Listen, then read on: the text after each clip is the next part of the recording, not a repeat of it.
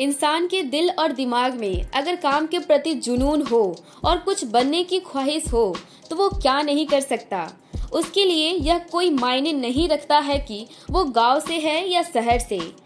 UP के मुजफ्फरनगर के एक छोटे से बुढ़ान गांव से होने के बावजूद भी अपनी लगन और मेहनत से हिंदी सिनेमा में अपनी एक छाप छोड़ी हुई है।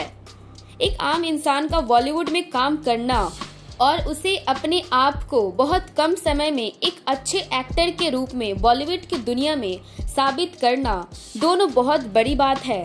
अगर एक आम इंसान बॉलीवुड उद्योग का सफल अभिनेता बन भी गया तो सोचिए कि यहाँ तक पहुँचने के लिए उसको कितनी मेहनत करनी पड़ी होगी। नवाजुद्दीन सिद्दीकी का जन्म 19 मई 1974 को मुजफ्फरनगर के एक छोटे से गांव में हुआ था।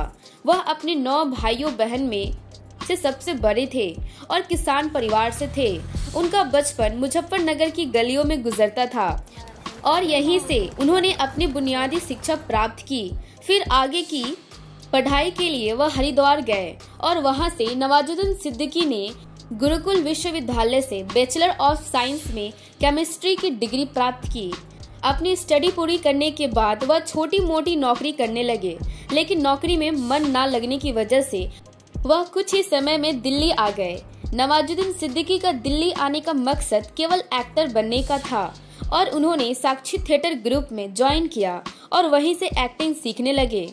इसी थिएटर में नवाजुद्दीन सिद्दीकी की मुलाकात मनोज भाजपाई और सौरभ शुक्ला से हुई।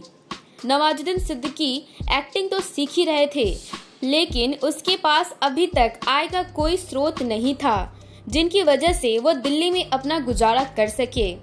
इसलिए संघर्ष के दिनों में वो नोएडा दिल्ली में टॉयज बनाती एक फैक्ट्री में सिक्योरिटी गार्ड की जॉब करने लगे और शाम को फिर साक्षी थिएटर में एक्टिंग सीखने आते थे।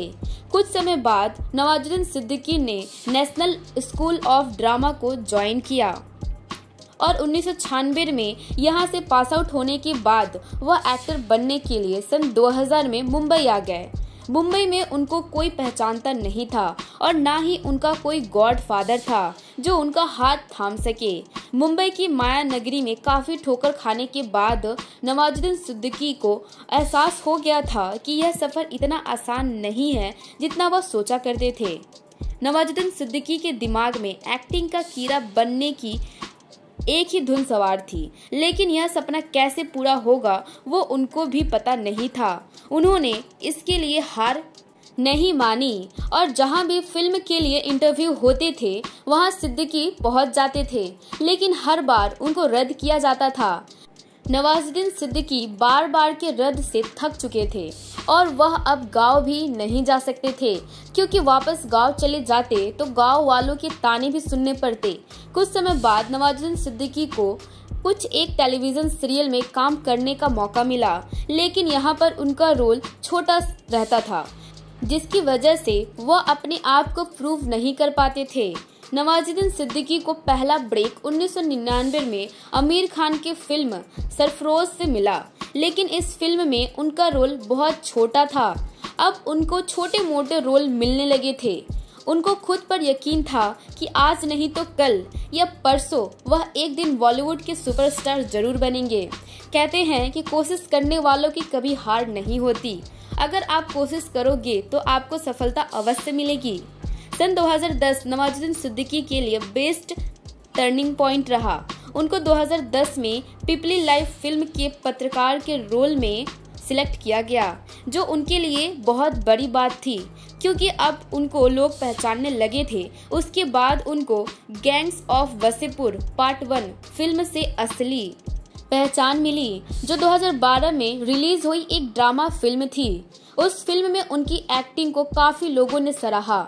उसके बाद उन्होंने काफी फिल्मों में जैसे कि the lunch box 2013, Badlapur 2015, Bajrangi भाईजान 2015, फ्रीकी अली 2016, रमन राघव 2.0 2016 और राइल्स 2017 आज बॉलीवुड से लेकर हॉलीवुड तक उनके काम की प्रशंसा की जाती है। दोस्तों, अगर आप भी अपने करियर लाइफ में लगातार फेल होते हो तो आपको नवाजुद्दीन सिद्दीकी से जरूर सीखना चाहिए।